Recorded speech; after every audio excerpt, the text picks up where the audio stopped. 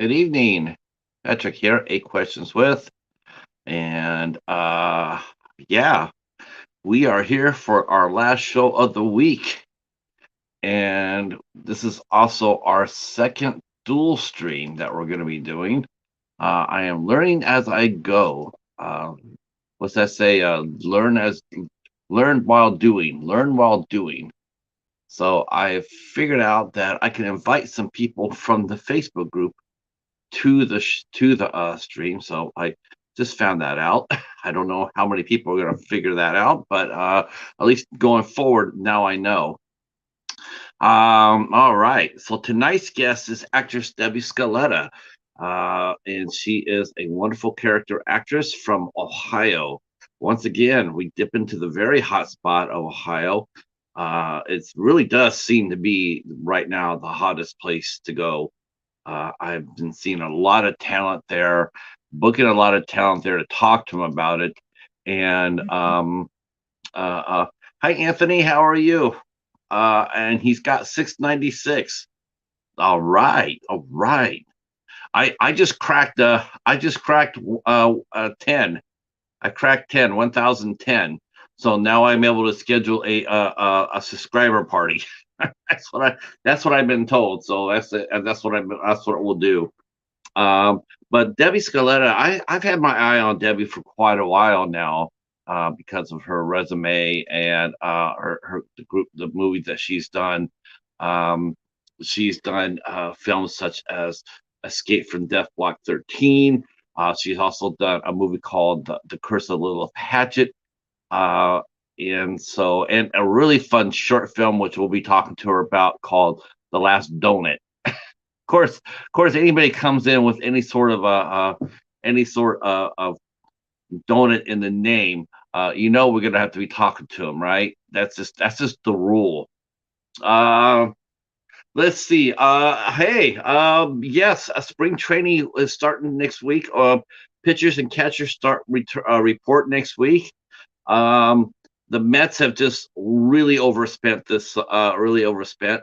I thought the Yankees overspent when they signed Aaron Judge, but the Mets just went stupid. Um, they paid $86 million for Verlander for 2 years. That's just beyond belief. I thought the Yankees were stupid.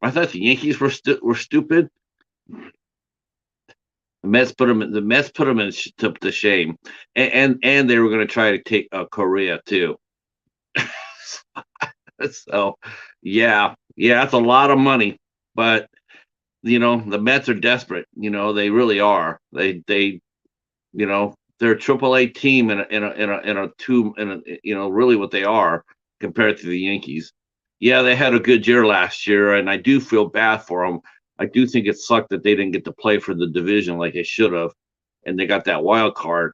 Uh, but that spending is just no. Just they had a 9.5 game lead too. That's the thing. That's why I don't feel too sorry for them. They had a 9.5 game lead in the division last year, and they choked it up. They gave it up. So as far as playing that 1 game playoff, there I guess there's mixed emotions there. All right, talking baseball. All right, so Debbie Scaletta, like I said, she's a lovely character actress. I've had her on my list for a while as far as Grail guest goes. You know what a Grail list is, right? That's just a list of people you want to, like if you could interview, if someone said, Patrick, I'm going to give you 20 people that you could interview, who would they be?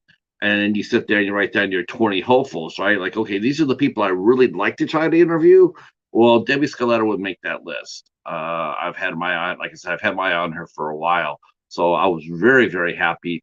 And many thanks to Victoria Varden for helping me get this interview. Victoria is the one that put us together.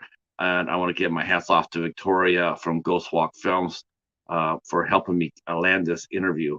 I'm a very big proponent of that, by the way. When I get something that I have help with, like I have a Hollywood historian, Shannon Vieira will be here with us on the 18th, and I have bass player Jerry Mantano will be here with us next Wednesday. Ex-bass player from Danzig, Nothing Face. I got those two interviews through the podcast group, the Friendly Men. They're the ones that came over and said, "Hey, we'd like to help you get a couple of guests, powerhouse guests, and I can need all the help I can get." And they said, "Yeah, let's see what I can let me see what I can do."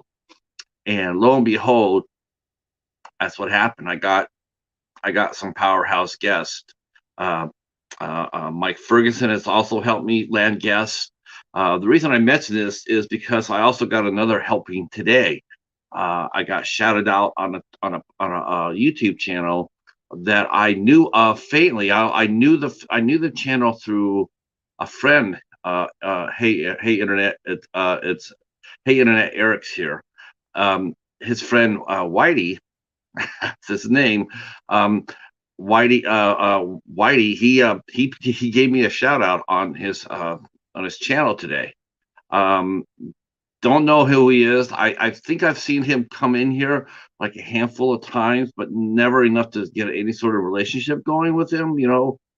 So I wasn't even sub to him. I thought I was actually because of Eric, but it turned out that I was not. But he gave me a nice shout out on his channel today, and I really want to say thank you to that, and I appreciate that. And I did sub to you, and I'm going to give you a shout out back as for pointing, highlighting some shows that I've done, including one that me and Hobbs did with Courtney Gaines, and also for with Eric. So that was really cool. Um, I probably would have a better chance getting. I probably would have a better chance getting a Brad Dourif than Jenna Ortega right now. Jenna Ortega is probably the biggest, hottest name in Hollywood right now. I do think when Scream 6 comes out, that will just push her over the top. She was already climbing up there because of Scream 5 and also because of X, but that Wednesday just rocketed her over. She is destined to become a big star.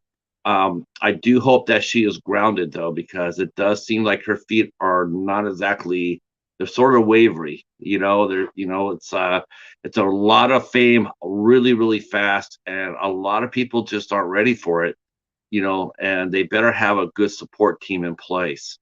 It's really important for young Hollywood for that. You got to make your wise choices.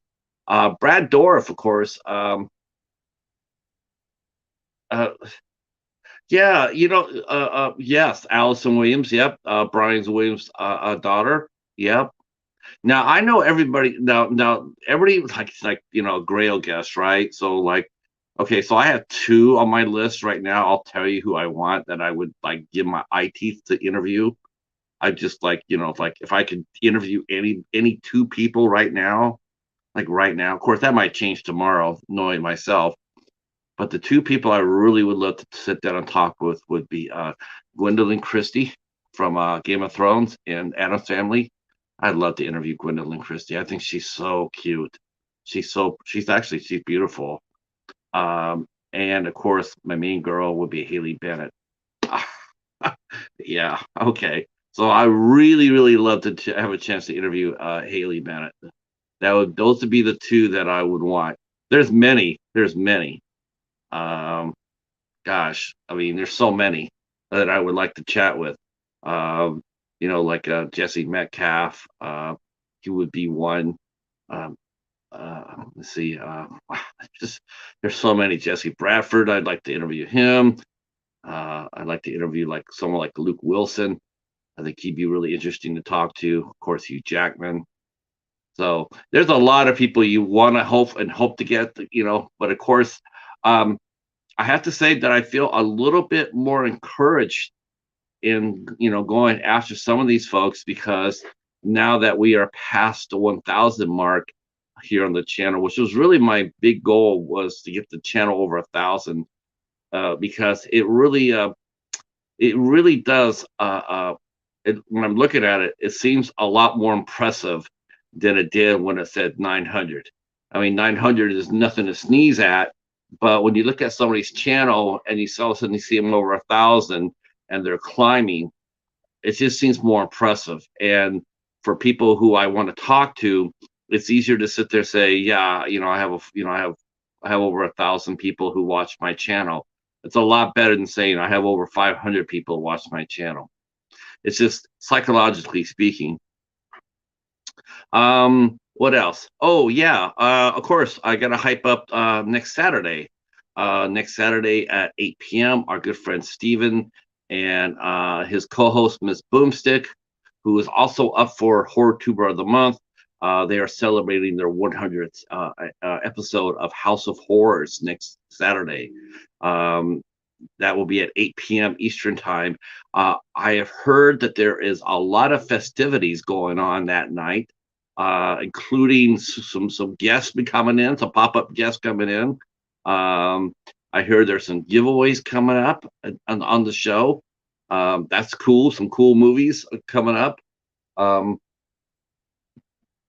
Yes, I saw that too. George Wilbur, he passed away. He was 82 or 83, and he had a really good run. He had a really good run. Of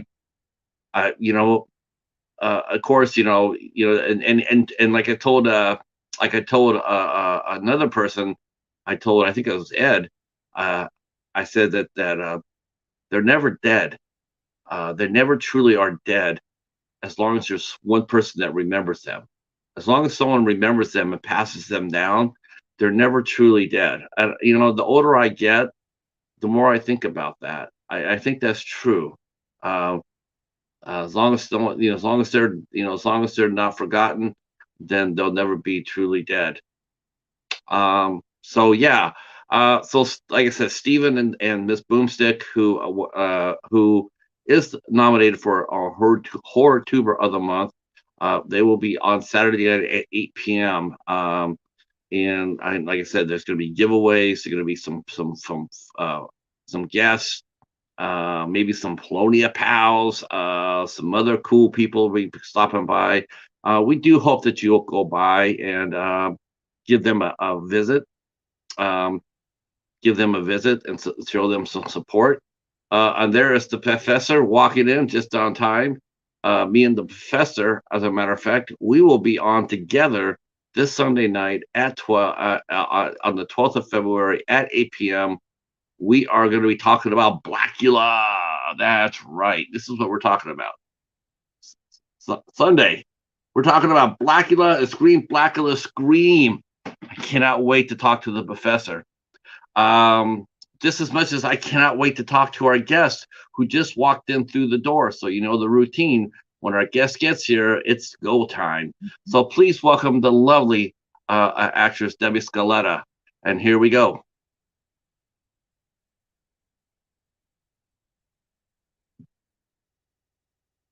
Hello. Hello, hello. Hi, Patrick. How are you? How are you? Good, good. I'm fantastic. Man, I'm a little bit nervous. I had a call on the Cheetah in here. I'm going like, we're going to be talking to the warden today, and Uh-oh. Oh my gosh, what a awesome character! What a great performance, by the way. Congratulations on that. Thank you. That was a lot of fun. There's nothing quite like, it's funny because I just got this movie last week. I went to the library. I'm collect the films and I found some James Bond movies, and everybody talks about the Bond girls, right? Mm-hmm. But it always seems like the villainous girls are always the ones that are just a little bit hotter, and and it's just like I got the one. The World Is Not Enough, and it had Denise Richards is in it, and it's like, wow, Denise Richards, she's absolutely stone cold beautiful. She's in a lot of great movies. But the main bad girl was this girl, actress named Sophie Marceau, who played Elektra. And all of a sudden, it's like, yeah, it's like Denise is all right, but I'm bring me the bad girl. And it was watching you today on Escape from Death Block 13. I'm going like, holy crows, you got beauty and villainous. Oh, thank you. Such a wonderful combination, and you did it so well. When I auditioned, Gary Jones is the director of Escape from Death Block 13, and he, was looking for someone that could pull that off, and he was looking at through IMDb, and he saw my picture, one of my pictures, and saw that I was local, and so of course I had several auditions for that. And yeah, he casted me right away for it. So it was, and it was a lot of fun to do. Yeah, It's something you about, think being the villainess, and just it's having to do, and he guided me through a lot of that because, oh, you got to do that meaner, Deb. You got to be meaner, So he was a great director and helped me guide through it. um was that your first major villainous role? Villainous, yes. Yeah. Oh, wow. Well, I definitely think you'll be doing a lot more of those because you were perfect. I mean, a lot of times you always think about, you always want to see the leading lady, want to see him, in a romance or or in romantic comedy or whatever, and it's sort of special Right. to Well, find an actor who can do that villainous role and do it well because it's hard. well, it's challenging, yeah. I mean, because when you're normally, you try to be a nice person, so trying to be the evil villainous is sometimes challenging. Um, but I also did get a role recently as a hit woman in a web series called Holy Driver. It's a web series. It was filmed in Pittsburgh, and I think it was we're in episode 4. So, and that was a lot of fun too, being a hit woman for the mob. Um, it's I think what it is with that is like what makes it so effective too when you ever see because it's really wicked too. Like it's really wicked when you see a good villainess because you're just not expecting it. When you see someone really glamorous and beautiful, you always think they're always, it's always the final girl or always the hero's main squeeze. And when you get out there and you get and or sometimes they'll grab somebody with some sort of like a scar or a handicap or they have no voice or anything. They make them the henchwoman. It's different when you get somebody who is beautiful and elegant and glamorous and yet is the main villain. I'm really racking my head the first time I saw that, and I have to go back to James Bond. I think it would have been the movie with Christopher Walken, and Grace Jones played the henchwoman. Mm-hmm. And Grace Jones was just, back then. I mean, Grace Jones was like holy crow. Mm-hmm. And yeah, it's interesting because people just don't expect that when they meet you. I mean, if you're going out for parts, I think the first thing when they see you walk through the door, okay, we need a hit woman, and then when they see you walk through the door, I think a lot of people are just they're gonna do a double take. They're gonna like, Well, y- I you get know, um, I'll get like mayor or I'll get lawyer. That kind of role. I've had. Um, I was an alcoholic in American Poltergeist, and I lost my daughter in that movie. That's Eddie Lengel's movie, American Poltergeist, Lilith Ratchet. So I played an alcoholic. I played, moms. I played a clown. You know, so I yeah. like that. But being a villainess was definitely a fun role, and I would love to do it again. I would love to be. I would love to have a role as like a detective type of thing. I haven't done that yet, and I would love to have something like that, and just something just like a detective to sink my teeth into, like Like a Law and Order. yeah, yeah, yeah, exactly, right. So, um, But you know, so it just, you know, I also would like to get into a period piece, but I don't look like I'm from the 1950s, obviously, so or 60s, but I could maybe make the 70s, but so. Uh, well, yeah, it's really different. I mean, when people, I don't know. I mean, I think I like to think that every actor, if need be, could go and play that role. I mean, sometimes miscasting does happen. And have you ever felt like you've been miscasted in any roles? Like you've been recommended for them and maybe you got them, but then what you got to work, you're thinking, this really isn't this is really what I think the character is, or I don't really feel comfortable in the skin. Has that ever happened where you felt that way about a character you're playing? Yeah, that's a good question. No, I feel like I've been cast properly in everything I've been in.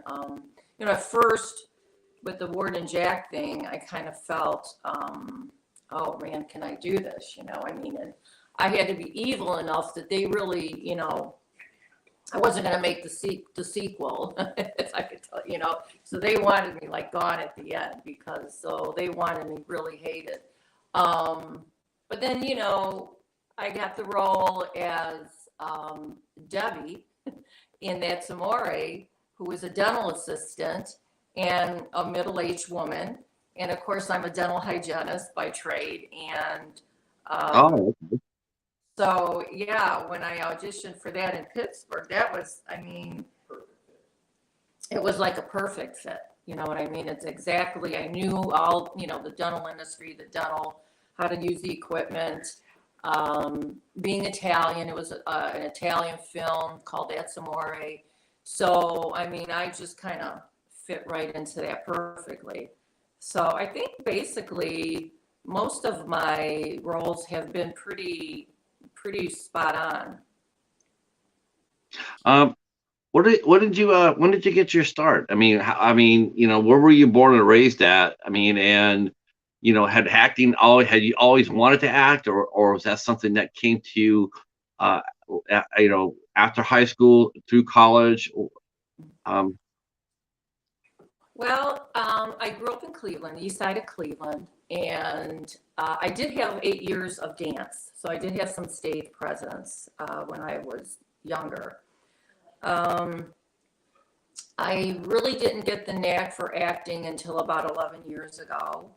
And my younger daughter kind of just asked me just to, oh, could we try to audition for the Avengers movie that was coming to Cleveland?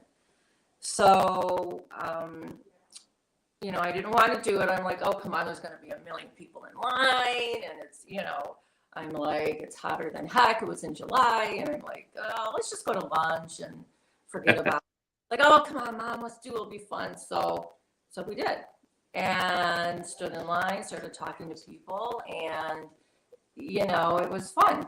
And they took a few pictures and they asked me a few questions and filled out a few papers. And, you know, I went home and threw my papers away. I'm like, they're never going to call me, you know. So a couple weeks later they did, and ended up being on set at the courthouse down in Cleveland. And Tom Hiddleston was maybe like 10 feet away. You know, I got to see him got into his character, and so I was starstruck, and they put a beautiful gown on me, did my hair, my makeup, the lights, camera, action. So, you know, I got hooked.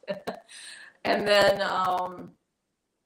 the movie came out. Were you hooked right then and there? Or you're like, I was like, gosh, this is better than prom. I mean, this is really fun.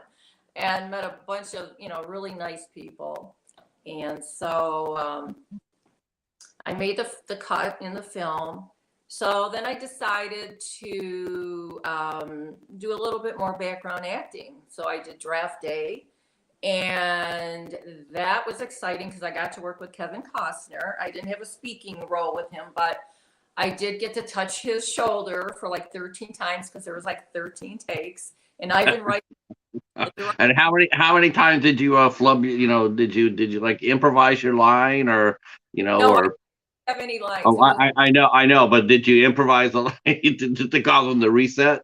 yeah, yeah, honestly, there was Ivan Reitman came down and placed us as to where he wanted us and what we needed to do. And then Kevin came and explained it. And so that was a lot of fun. And then I also did another background scene with Frank Langella, Bernie Kosar, and James Brown. And that was in a different scene. And I did make both those scenes as well.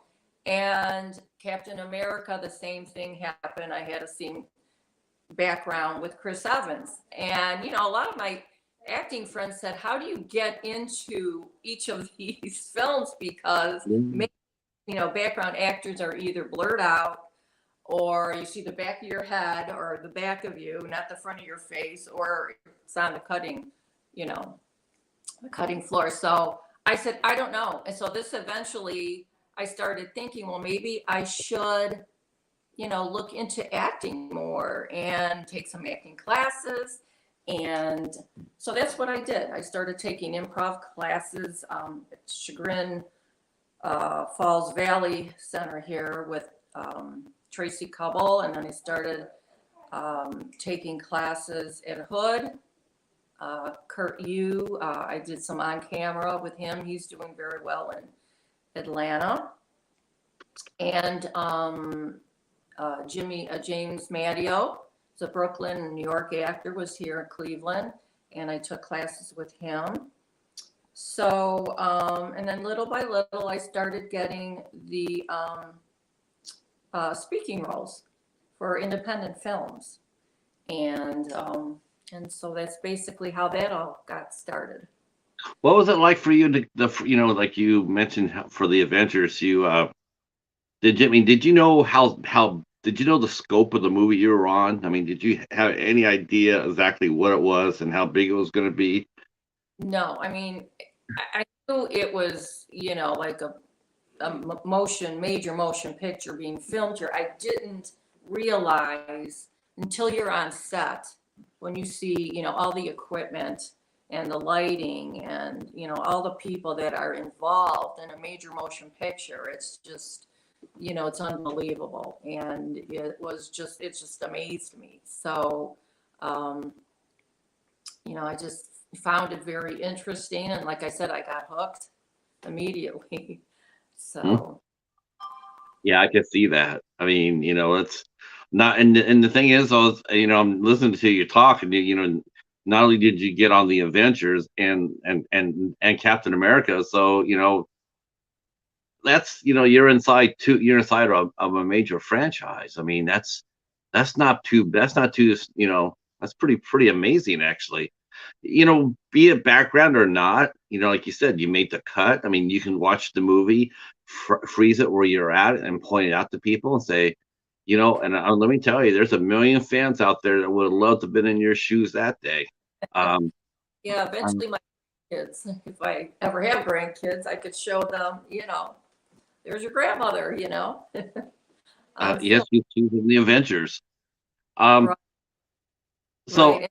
And, they're more and more films are, they're trying to get, increase the incentive to get more films to come here in Cleveland so that there will be more work. So that's promising. So I try to do whatever I can in the location here. It is the Midwest, and, so we try to stay in Ohio and, PA, those areas basically. Eventually, maybe I'll try up, Chicago a little bit. Yeah, Ohio is just it's really good.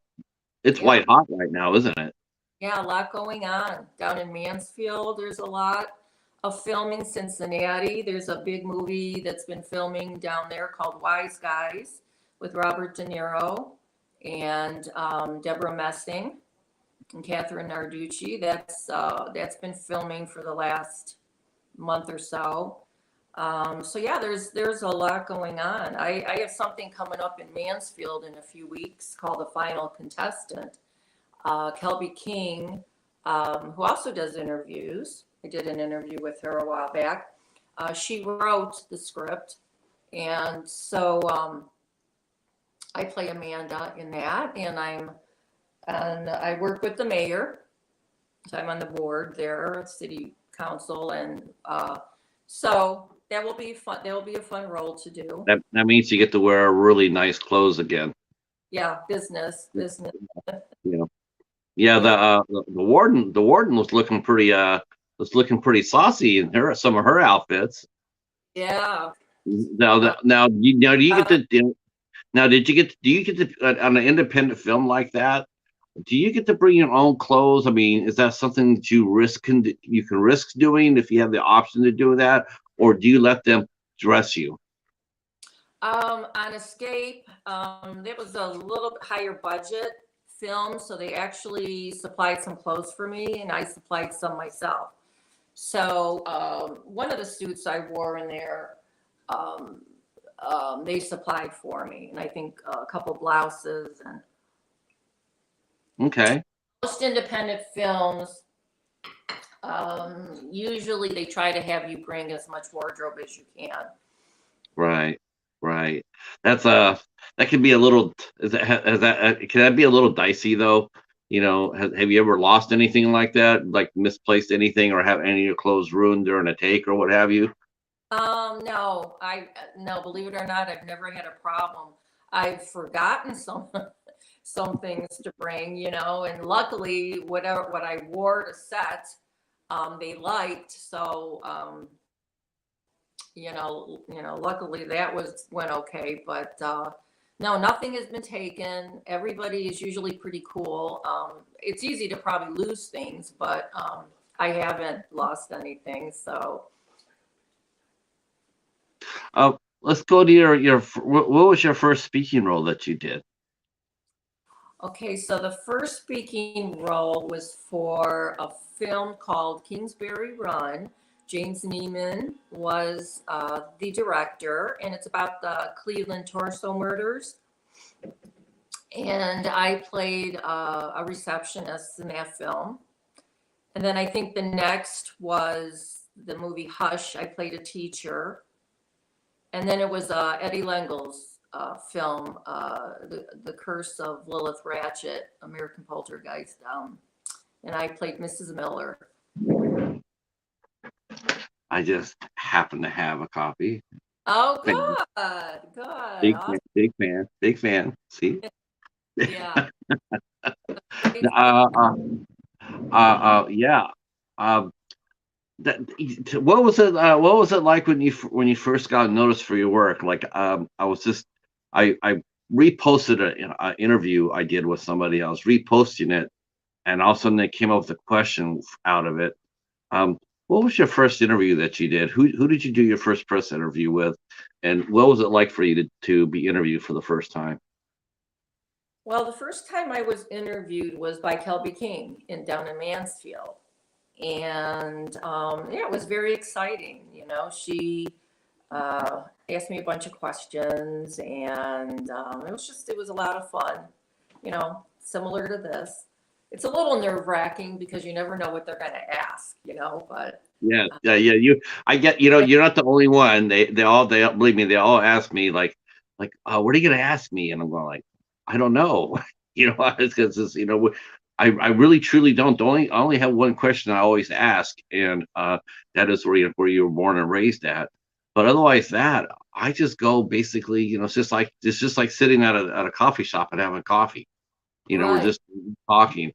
I hope you're not nervous now. You're not now, are you? No. No, I was gonna say, no way. No. I'm watching. I was watching that movie today, and I'm going like, yeah, I don't see Debbie being nervous about anything after watching that performance. Very well done. I'm very impressed. So you did your first speaking role. You played receptionist, and it was really nice. What do you like about your job? I mean, what do you like about being a working actor? Well, I like the fact that I can entertain people. And I, like to make people laugh. I like, to be able to portray, get an emotion out of people, to make them laugh, to make them cry. I just, to me, when people tell me, oh, I really liked you as this, you did a fantastic job. That just makes me really happy that I know I did my job and I made somebody happy.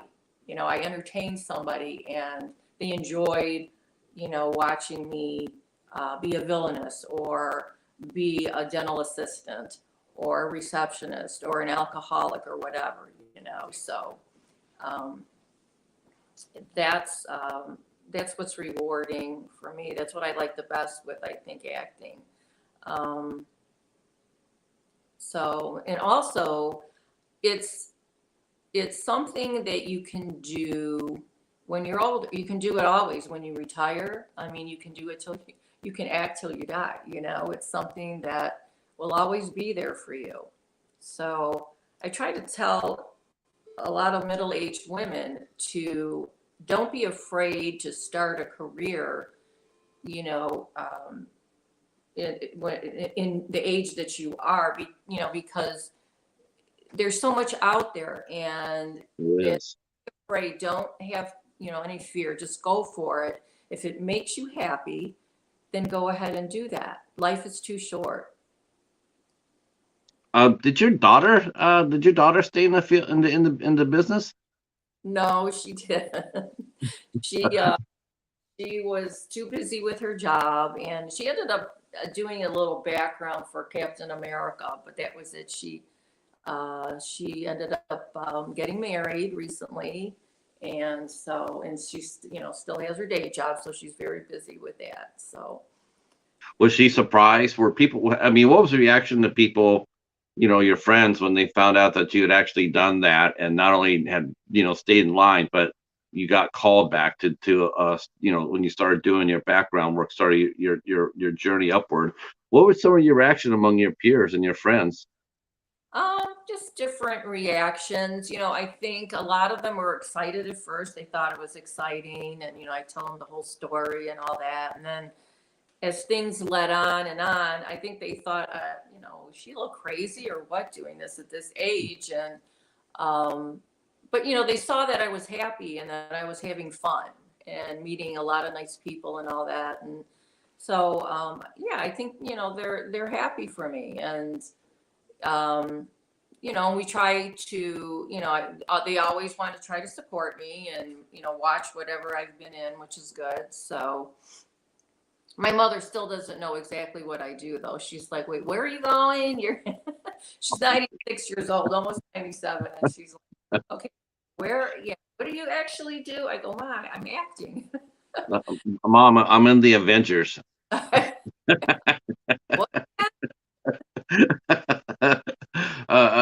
gonna go help Captain America. Right.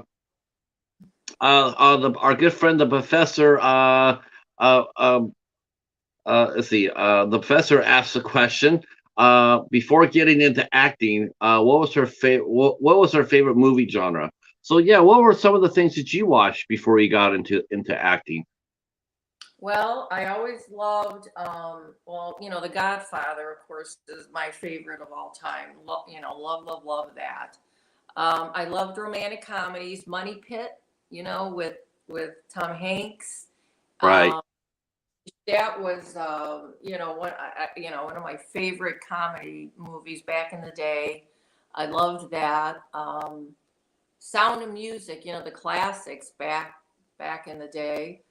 So, just really good movies with really good stories, and that you could just sit there and just, be in the theater. And this is what's so sad nowadays, because they're closing all the theaters around us. The experience of being in a big theater on the big screen and watching, a fantastic movie, like The Godfather or like Top Gun recently. How are you going to watch that on a? Yeah, we have bigger TVs at home, but it's still not like being in a theater.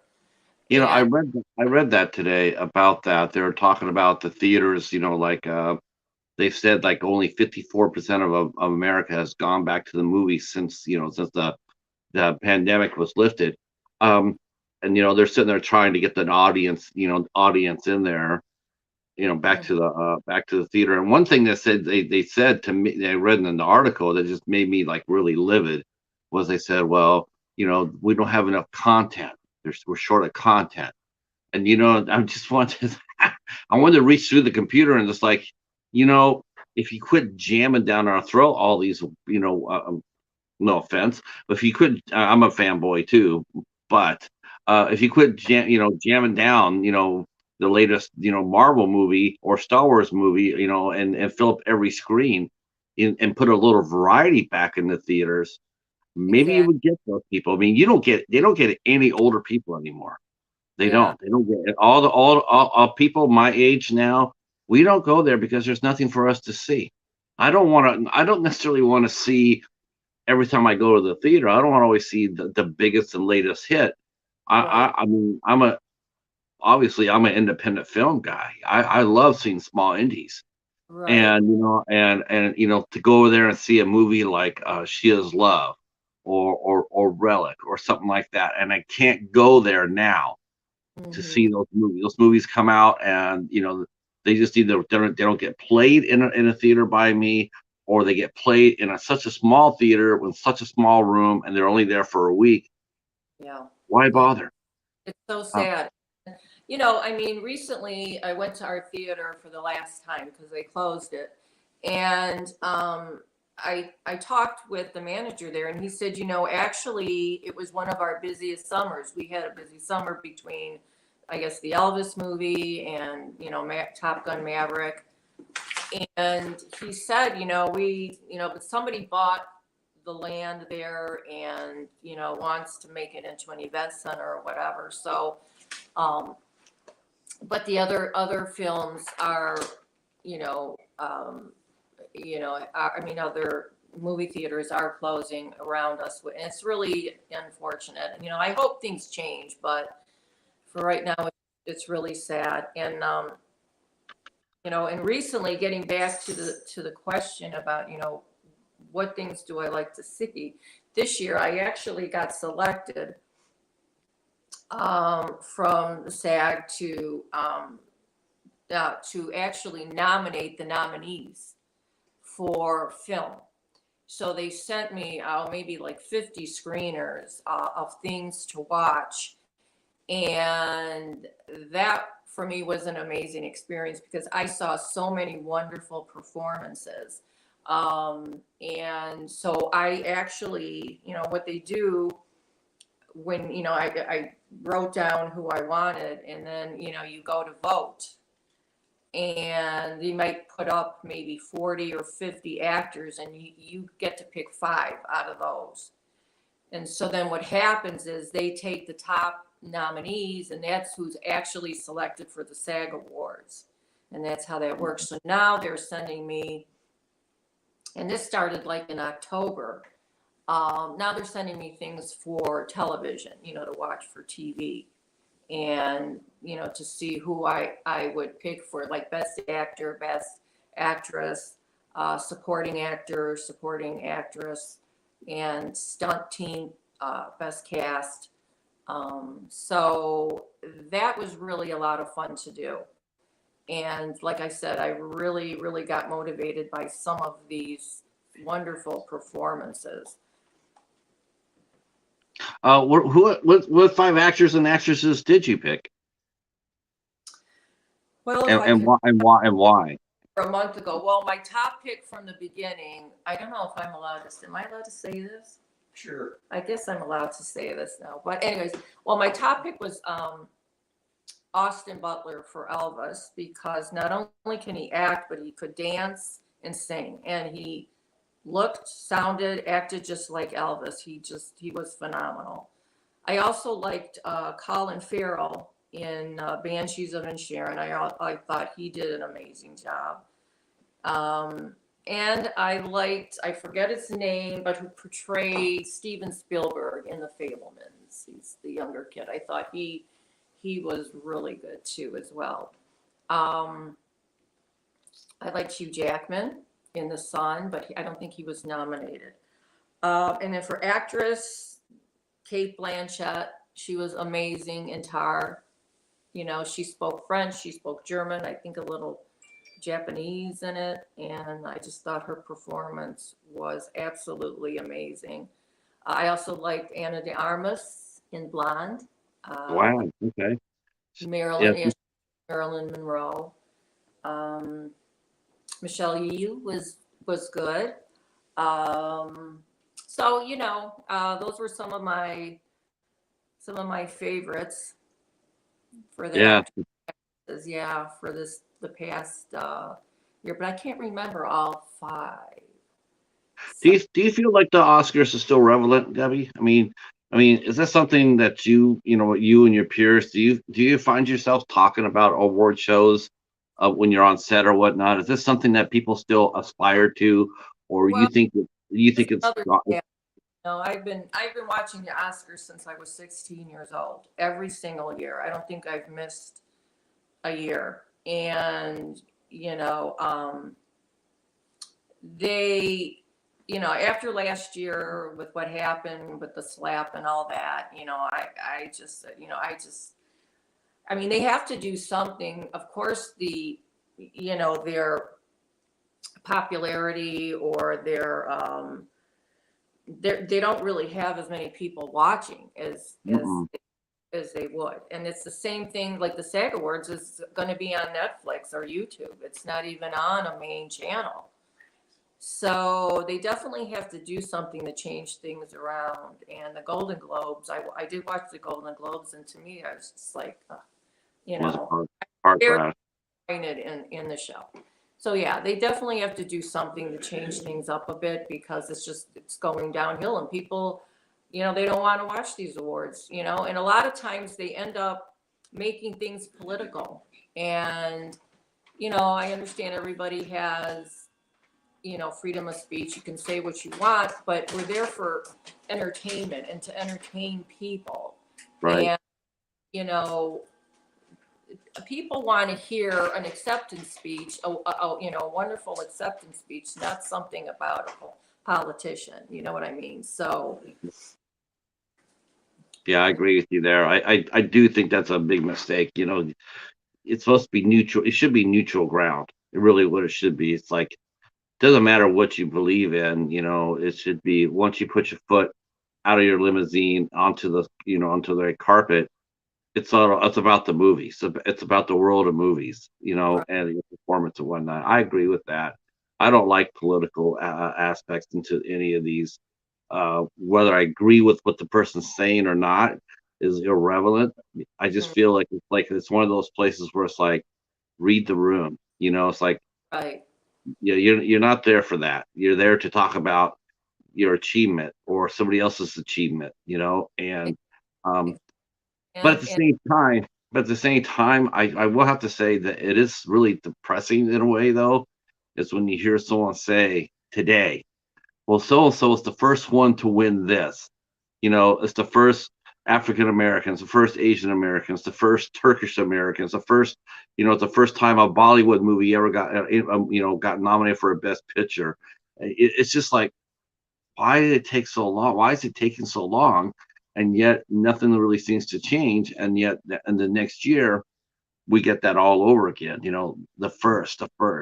I right. can't wait. I don't know if it'll happen in our lifetime, Mhm, but it'd be nice to actually turn into an award show and not have that said, right. at all, because that means, you know, It's about the performance, and you know that's what should be the number one concern, the performance, not about the first times, you know. So I mean that's how I feel anyway. So you know, um, changes. so when you started at your acting class, I mean, you started, when you sit there and think, I'm pretty good at this. I'm going to go ahead and take some acting classes. Um, so what was it like for the very first time you walked on stage in front of, because everybody has to go on stage to do something. What was it like for the very first time to go out there and do some dialogue in front of a crowd? or a classmate? Oh, you mean like well, probably the first time for like a theater thing was, um, well, I did a little Christmas thing, which was out we did in the neighborhood schools here, and it was, we did a little play, and that was probably the first time, and it's kind of terrifying. I mean, I had a little bit of stage presence when I did dance, because we do recitals and all that. But I mean, that was so long ago. So then, when it's like you're memorizing your lines and then you get on stage, and then we did a showcase with James Matteo down at Tri-C in Cleveland. And there were a lot of people there, and I did a monologue, and I did a monologue from August Osage County. I played one of the sisters, Violet, who Meryl Streep played in the film. So I did a monologue from that, and then I also did another little scene, a little comedy scene. So it was fun, but it is kind of terrifying because, with film, if you make a mistake, you have a second chance. You can kind of, they can do another take or change it or edit it or whatever. But with theater and stage, that's it. You've got one chance. You got to do it good, So Right. it is. The very first time was a little bit terrifying for me. A little bit nervous, but it's kind of rewarding too, though, because you have that one-on-one with that audience. You see the audience, and so you have different rewards with theater than you do with film. I noticed that as you started doing more and more films, you started doing some short films too. How did you like doing your first short film? Short films are fun. I did something called Plan B. It was called Acceptance. It's called Plan B now. Ryan Chester was the director, and Chris Harbolt and Dan Edwards were the writers. And so that was a lot of fun doing that short. That's where I played a clown. And my friend Danny Bass, who was a big time Cleveland actor, may rest in peace. He passed away. He kind of recommended me for that role. So, that was, we had a lot of fun that day we filmed. And I've done 48-hour films, which are fun. Yes, we talked to a fellow Cleveland filmmaker, Conrad Farjat, last week. Oh, yeah. Have you met? Do you know who Conrad is? Yes, I worked with him. Actually, Danny and I did a little short with Conrad a few years ago or so. Yeah, he's a dynamic filmmaker. Yes, he is. He is very talented and a Yeah, nice. Hmm. and a very nice person. Yes. So you had to dress up like a clown. How did was that your first time you had to be made up for a movie? As far as wearing effects, or makeup or whatnot. Was that your first time you had to do that? Well, probably to get into a costume like that was probably one of the first times. I worked with a professional clown, and he had the costume. He had several costumes, and he picked the one out for me. Then, of course, he helped me with my makeup and all that. And so it was just a cute little short about our son. We were waiting for a letter to see he's being accepted. And everybody thinks, it's college.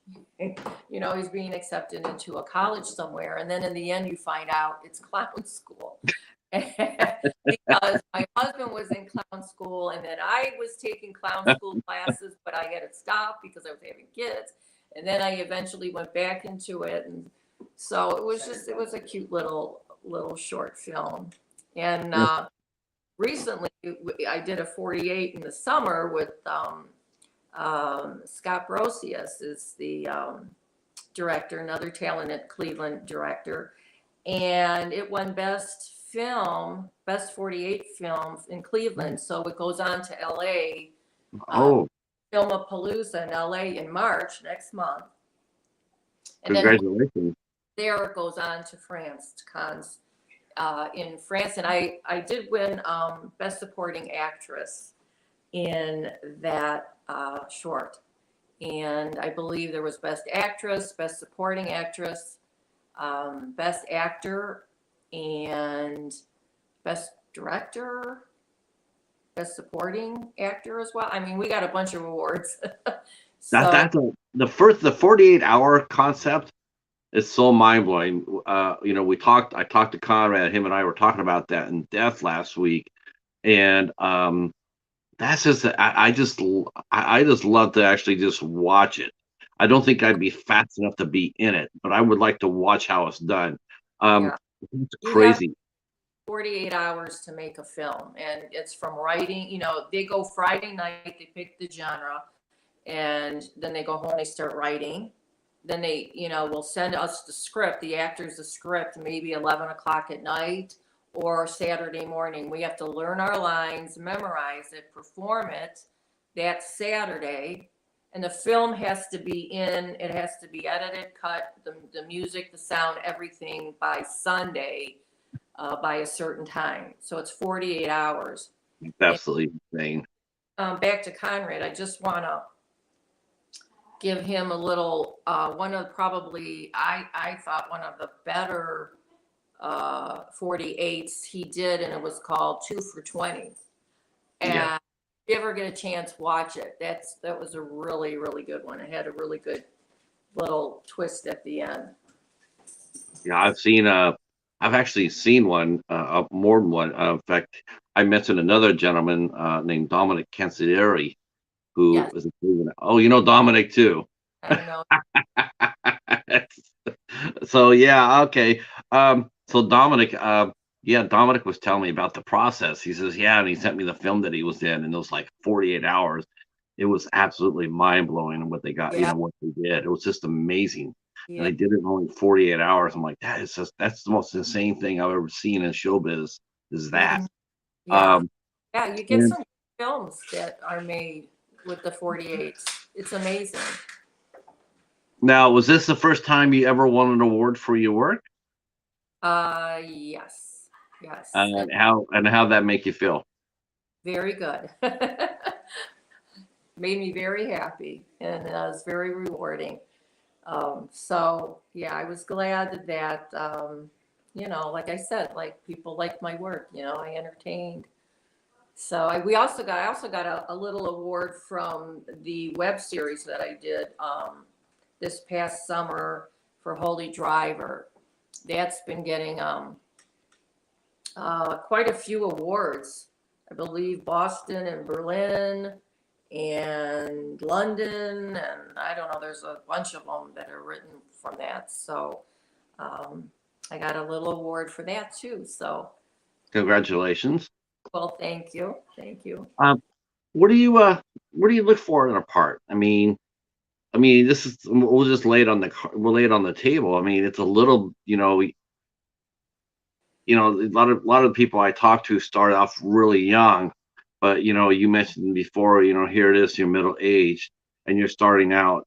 Did you feel like you had an advantage being middle aged because you didn't have any of the luggage that young actors bring with them throughout their career? Did you feel pretty much like you're just starting, so you didn't have any bad habits, you didn't, everything was wide open to you, and plus your life experience. Do you think that played? Is that an advantage for someone who Well, wanted to get started in a movie career, middle age?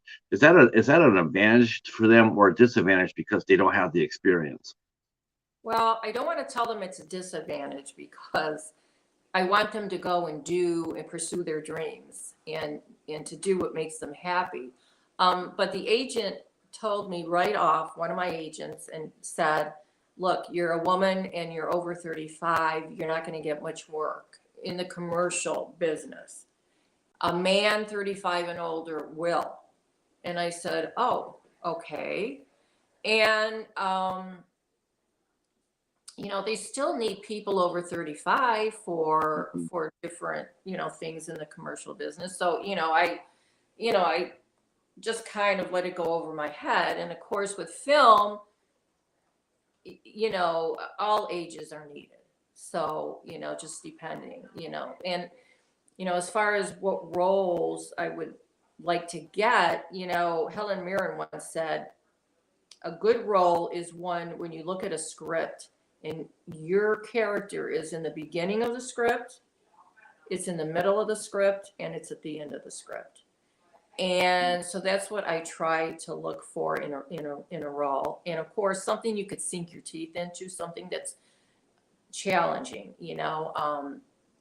Like I said, I would love to get into something like a detective type of work, or maybe somebody that had a drug addiction or something like that, where they really, you have to really dig deep down and work at that, so something that'd be a little bit challenging. Then somebody that's, a dental assistant in a dental office, and, in a romantic comedy, which is, light and airy. It's a little bit, fun and different. So, Um, what did you, like you said, that's Amore. That's a romantic movie. Um, what do you prefer? I mean, if you personally, do you like the light stuff, or did Block 13 like that inner fire and go like, I don't mind being a bad guy.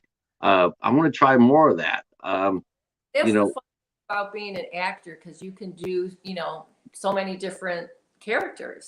mhm. There's not really one thing that I really like more than another. I loved being the villainess. It was fun, um, being the evil warden, and I mean, really mean like that. And but then it was fun doing the little romantic comedies, and being an alcoholic. I mean, they're all really fun. Oh, the professor asked the question. And we'll get back to. I'll have another question for you here. Okay. Which profession does she find more satisfying, satisfying, acting or her job before acting, or her day job? Well, she helps people. She helps people. So That's a that's a really good, it's a good question. question. Yeah. Well, with dental hygiene, I'm cleaning teeth all day. It's not real exciting, but I do help save lives. I mean, I do oral cancer screenings and make sure, everybody's oral care is, they're healthy. So, I mean, I've been a hygienist for a very long time. So, I've been with my boss 32 years. So, I guess I enjoy my day job, but I also enjoy my acting. And, and I'm lucky enough, I only work part time in my day job. So I'm lucky that that I have time that I can do my acting on, my other days. So I consider Um, it have the best of both worlds. yes. Yeah. That's what a place to be, right? Yeah. Um, I'm going to ask a couple of questions about some of these roles that you've done, because I'm very curious. Um, for sure, because the one that caught my eye, I knew I was going to have to ask you about that, was talk to us about The Last Donut. Oh, yes, don't it? That was fun. There was another Ryan Chester director, and Chris Harbolt and Dan Edwards were the writers. That was a blast. We had a lot of fun. That was another 48 hour. And that was about the last donut. Who was going to get that last donut at the office? So it was a lot of fun. I just saw that title. It just made me laugh. I'm going like, I have to ask her about that, because it just seems so funny. It's a short film. I'm going like, okay, I want to see what it is. Is it like a musical chairs donut? Like when the music stops, everybody dash for a donut, or You for have the boss. to watch it. If I find the link, I'll have to send it to you. But it's Yeah. just fighting and getting that last donut. It takes place in an office. Oh my God, there was, cat fight and two girls fighting, and yeah, it was a lot of fun. Now, have you done any physical work like that for any of your roles? I would think that maybe Little Ratchet, you probably had to be physical in some roles, right? Like you put hands on other actors and during the scene and maybe fight or scrap or whatever. Um, I have you had had have you had to do that yet? Well, Escape, I did some running, worked with the gun, holding the gun, pushing, my poor legal guy. I had to pick him up, or not pick him up, but basically just shove him into the wall, and before I shot him. So Yay! Go! The wardens are. I had so much fun with that. so that was a little bit of a little bit of running that I did. Otherwise, I haven't done much stunt, work or anything like that. They In one of the scenes of Escape, they wanted to tie me up with a rope and push me back. I don't want to say the scene in case people are going to watch it, and I don't want Right. to ruin it, but they're going to like hook me up and then, attach me to these things. And then they decided not to. So we did it a different way. Um, was that your first was that your first well, like she's the evil villain, right? So you know what happens to the villains at the end of these movies. So I'm not really spoiling this here, but Right. was that your first time you died on screen? Yes. And how was that for you? Did you just look at the script and go like, oh yeah, she's got to go, or did you go like, oh, this is gonna be a little bit different? So walk us through your day of your death scene. Did you how did you prepare for that? Well, first of all, I try to talk Gary Jones out of it because I'm already thinking of the sequel, and I'm like, I really want to be in the sequel, but if they blow me, I mean, they really blow me up. I'm like, how am I going to even, Hey, how am I? they brought back Steve Austin and Jamie Summers. So, anyways, they made they had to make this big, mask of my head, my face, because when they actually blow me up, it's not me, it's a dummy, obviously. And so they made this. I had to put all this thing on. I think for a half an hour until it set. Complete your whole face, right? Yeah, David House did that for me, and Becky Ingram made my mask, made my headpiece. So then they put a wig on it, and they did. I think the suit that I had, they put the suit on the dummy and all that. So, anyways, but I didn't know what was all entailed. But so they did that, and I did try to talk him out of killing me, and I'm like, why don't you just like maybe I get shot, and maybe they think I'm dead, and he's like, no, the audience wants you dead. They just want That's you. not true. Oh, No, that's not true. We bring back the villain, bring back the warden. Hell yeah. So, and I mean, what a way to blow me up. It's like, and Robert Bronzi's the nicest guy in the world, and he looks just like Charles Bronson. Oh yeah. Oh hell yes, he does. Isn't it unbelievable? I mean, when I was doing scenes with him and looking at him, it was just not haunting, but I mean, it just looks exactly like Charles Bronson, but such a nice guy. And there he is, he's holding this machine gun like towards me, and it's a grenade launcher, and I'm like, oh my God. And so and then of course, I wanted to fall when they shoot, well, when he first shoots me in the arm. And for whatever technical reasons, I had to stay standing and whatever. So yeah, it was my first death scene, and I tried to make it work, and You got to work with some talent on that film. You got to work with Lawrence Hilton Jacobs, and you got to work with Nick Notaro. Sure. Yeah. And Chris Hahn. Chris Hahn. Yes, very big. Was a wrestler and big stunt guy from Mansfield. I got to work with him. Had a lot of fun with him. Nick Notaro was great. You could tell he plays a really good, he Yeah. can play. It's so interesting. He's sort of like and this is no disrespect for him at all, but he sort of does that sort of like Joe Pesci type of deal. You know, he can be both funny and charming, but the next breath he can be really, you Yeah. know, someone you want to turn your back on. Um, I like him. I like him a lot. And Mhm. when I saw that he was in the movie, I was like, okay, this is gonna be a little bit. It's gonna be fun. And I love the fact that you were third. You were third on the call list. I was like, Yeah. look at her. Look at her. I'm like, that's right. You know, in baseball, the best hitter hits in the number 3 spot.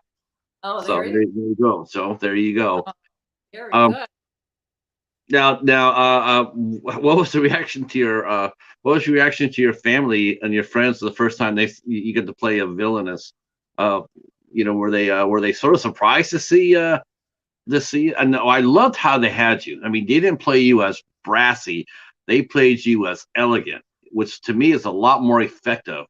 You know, like walking up there and taught and and going out there. You know, there are benefits for you if you stay in the family. And it's like, ew, it's just like it's like Right. it's really effective. Well, How did your family react to your first villainous role?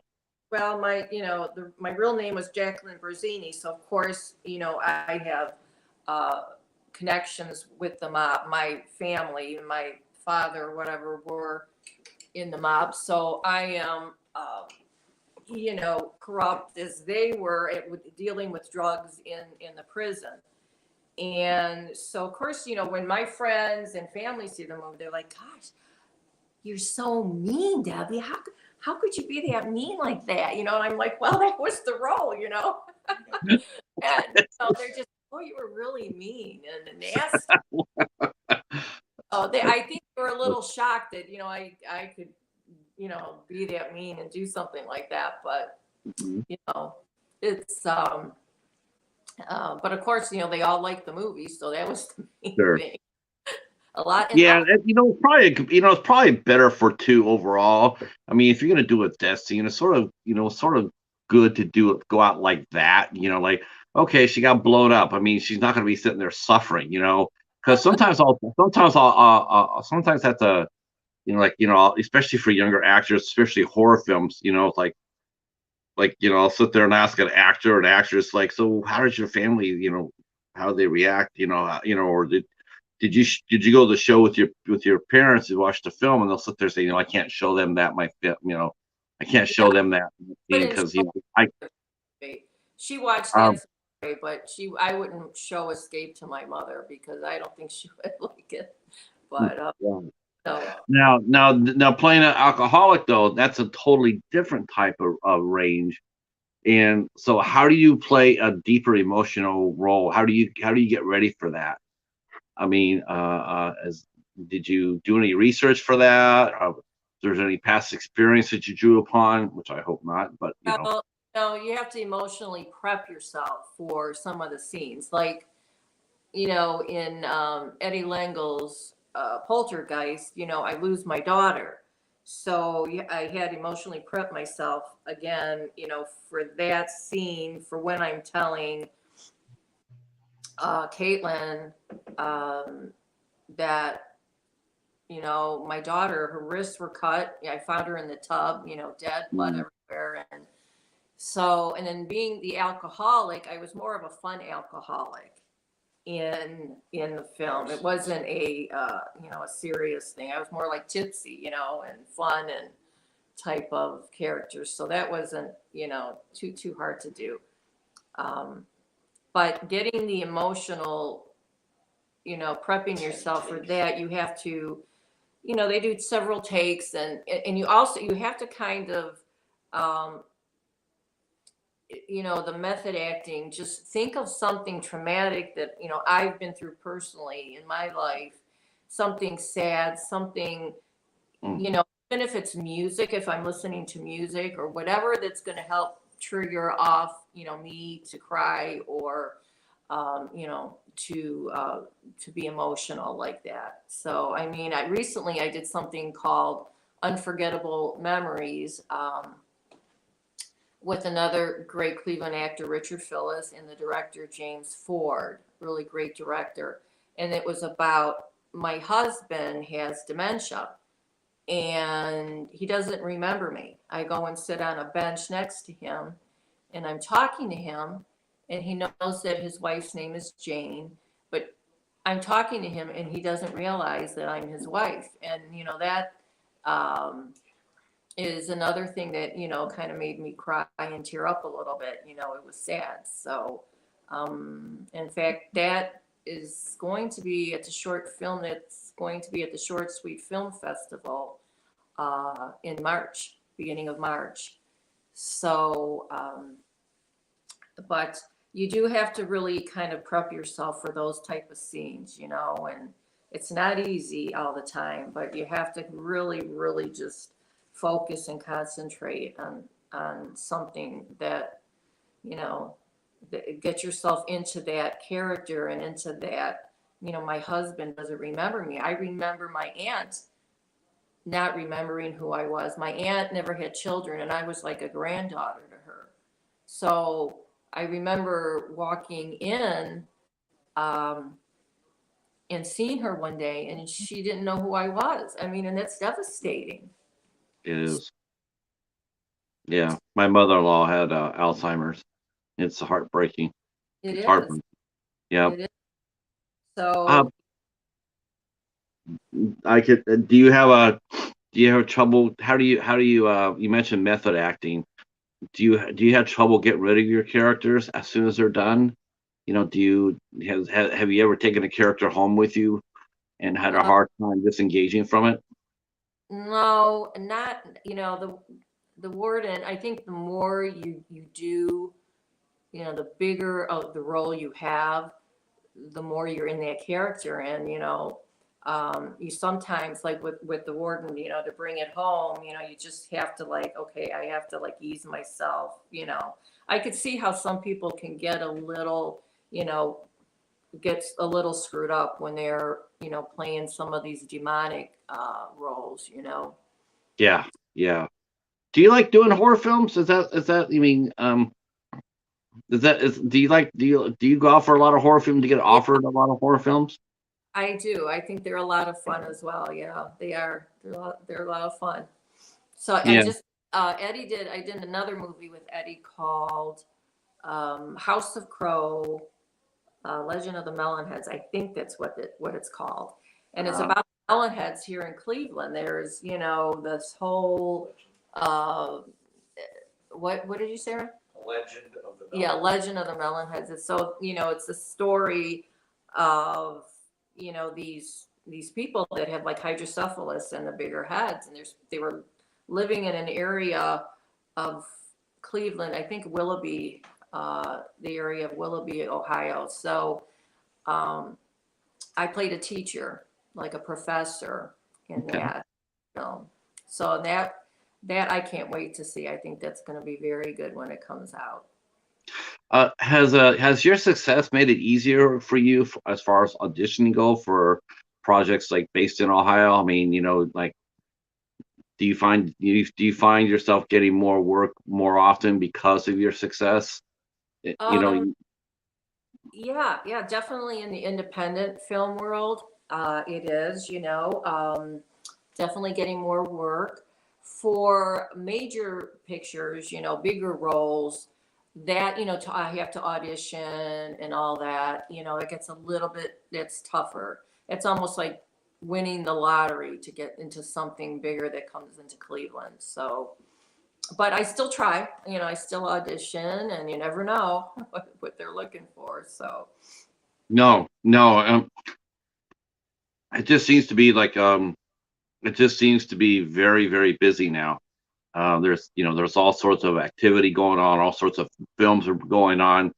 I dare say it's almost like as busy as it is in Georgia. You got L.A., then you got Georgia, and you got New York. But I'm thinking, Ohio has just put out some amazing films and with some amazing talent. It's almost like no one really has noticed this until you really get up close to personal. there's And so then you much find, talent in this area, in Ohio, in Pennsylvania. There's so many beautiful locations as well, that they could film things in. So it's funny because this house has been used for locations. I don't know how many times, and my dental office a few times as well. Really? So yeah, What are your house? What has your house been used for? What movies? Eddie Langel's movie, House of Crow, and Poltergeist, Lilith Ratchet. We filmed, I think, in the front driveway for Lilith Ratchet, and then Ron George, who's another director, and he does a lot of special effects in Cleveland. He did a film here. Oh, sorry, Ron, I forgot the name of what it was called. But that was filmed here as well. We were here or something like that. And then we did the office, the dental office. We did Kingsbury Run, and we just did If Wishes Were Fishes for Scott Brosius for the 48. So yeah, to help. I try to help with whatever I can do. To help people, and with props or whatever. So, whatever I can do to help in a certain film and in location. Where was Cell Block Death Block 13 filmed at? Well, that was filmed in the Mansfield Reformatory.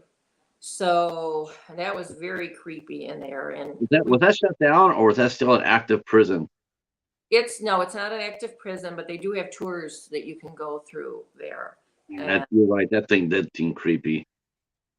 And we filmed in the middle of the night, and there were bats flying around, and it was very, very, kind of creepy. They say it is haunted, but we knew actually one of the main guards that was there, he actually worked there and said, yeah, a lot of the people went crazy. And Ron George's movie is called We Were Never There. So there you go, Ron.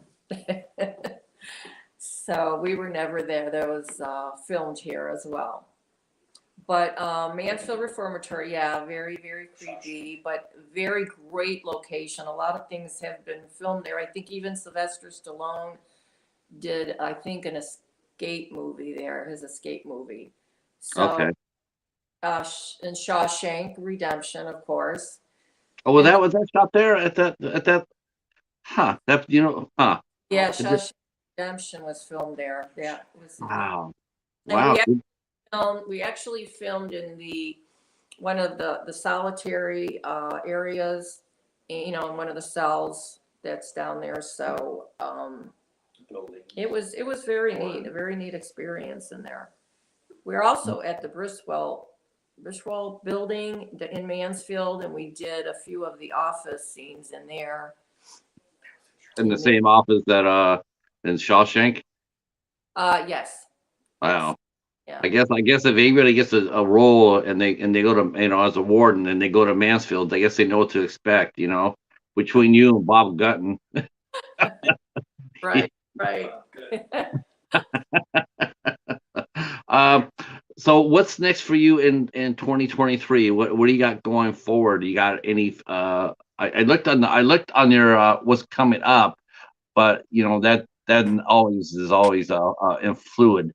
It says you got five projects coming up, or all those in different. How do you balance your work schedule? It says you have 5 projects in there's one there's all 5. There's 4 of them in post production.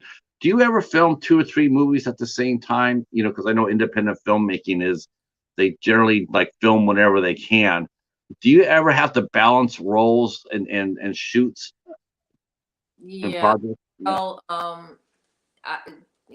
Thankful Work has been, very cooperative, and if there's a day that I need to work during the week, they've, it's all has worked out. So, but yeah, I was filming that Amore. I was on set for 10 days in Pittsburgh, and in the midst of that, I got the call from Chris Hahn asking if I'd be interested in this film that they're, Escape, that they're filming down in Mansfield. And then Gary Jones called and said, well, he's telling me all about the film and said, send me, here's the script, and, send me your auditions. So I had to send them 2 tape auditions, and then I actually, in between filming in Pittsburgh, I came back, went to Mansfield, and had to do an in-person audition with Gary and David Kirst, who's another great director and producer in Mansfield. And I worked with them and to do the audition, and he casted me right away. So that started filming. So I started beginning of July with That's Amore, and Escape started like the 3rd week in July. Oh, wow. Yeah, I was kind of boggling back and forth doing both of, those scenes. And then we finished with That's Amore at the end of July. And then I had to go back, I think October, November, and December for Escape to finish a little bit more and do some pickups and that kind of stuff. So I bet it was cold back then too.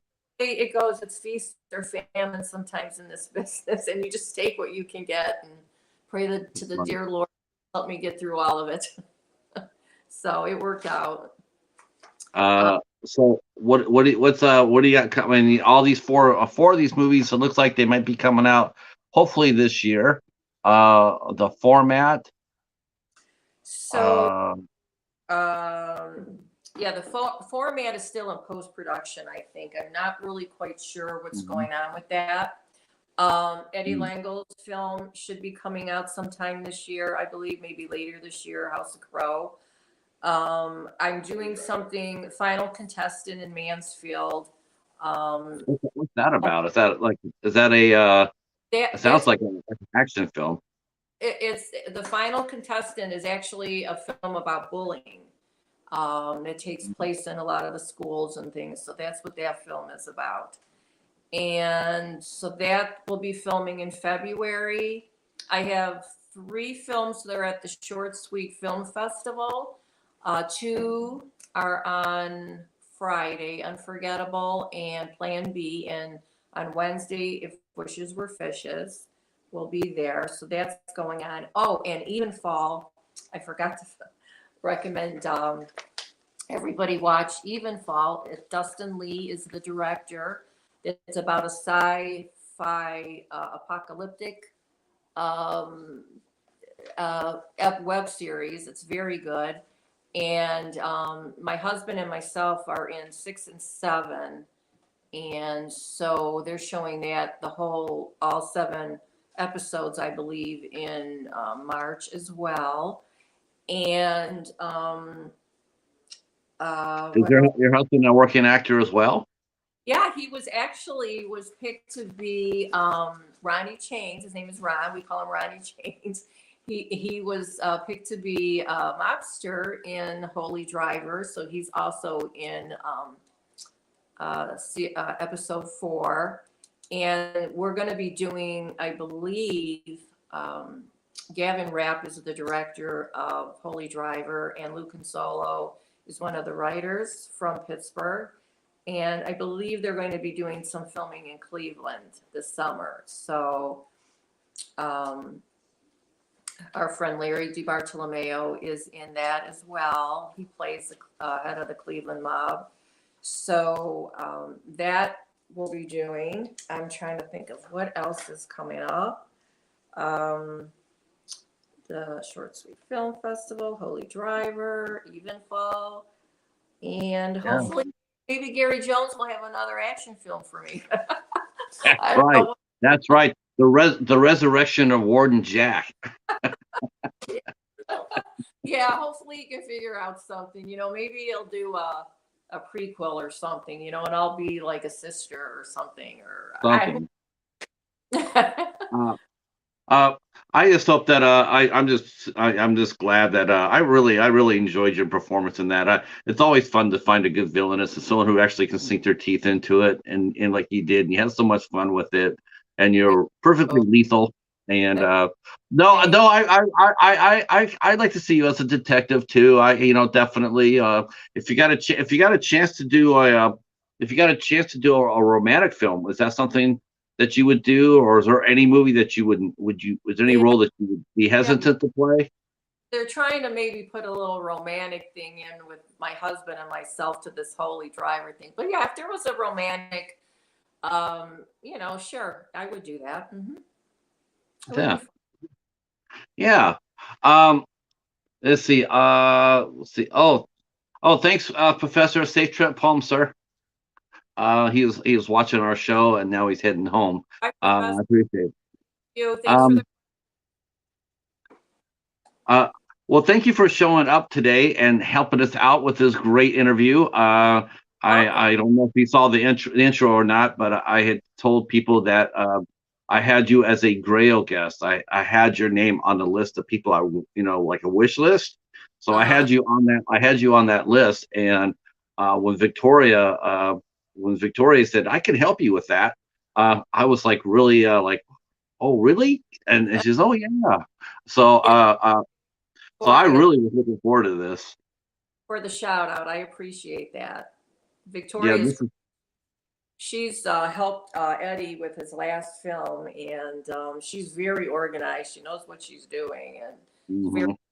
does. So, but thank you, Victoria, for the shout out. I appreciate it. Um, I've interviewed her, and then I got Rocky coming up next week from Oh, Ghost Walk. our So lunch. so Awesome. yeah, Awesome. Oh, he's great too. Such a nice guy. Such a nice just a wealth of talent in Ohio. I'm totally blown away by that. Hats off to you for picking up and running with your career. I mean, guy. what a tremendous story you have. You start out with the Avengers and you end up face off against Charles Bronson almost.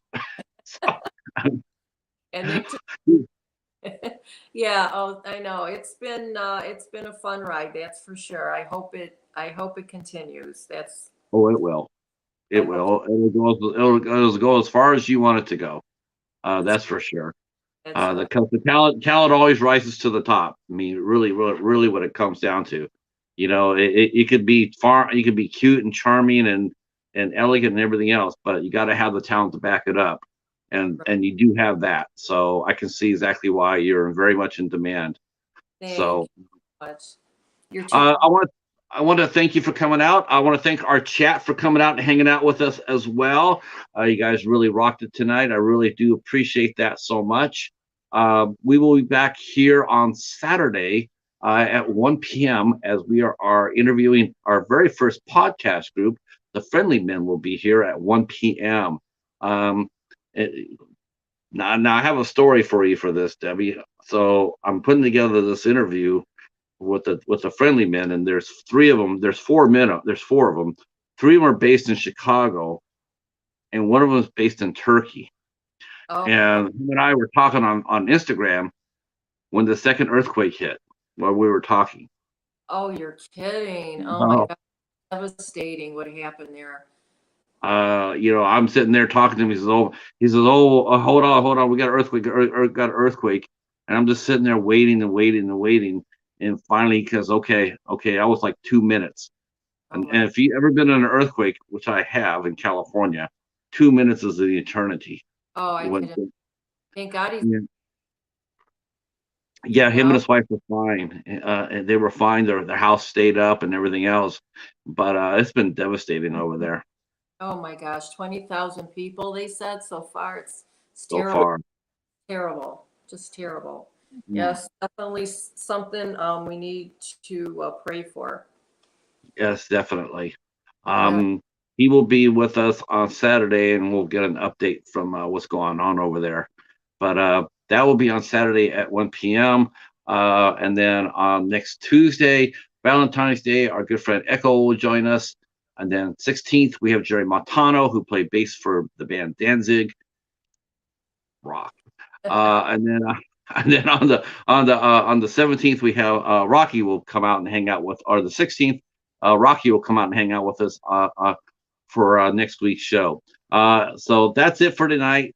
Thank you very much, and we will see you. Yes, that's my replays there, Carol. I hope that you enjoyed the replay.